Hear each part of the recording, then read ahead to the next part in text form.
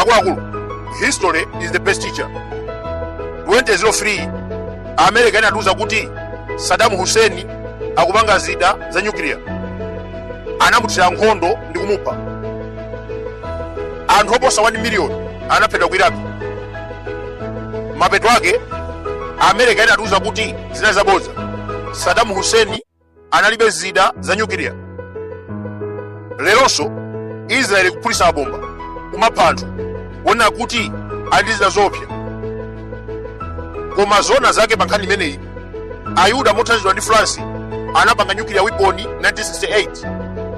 Iwowa ali ndi zida zopsa koma kunamizira nzawo.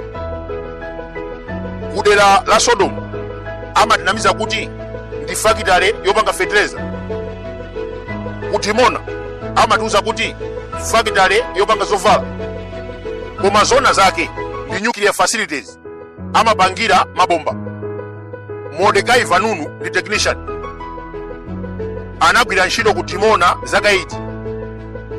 1986 anabwera poyera ndi kulula kunena kuti Israeli yakhale kupanga mabomba kumawa amenewa.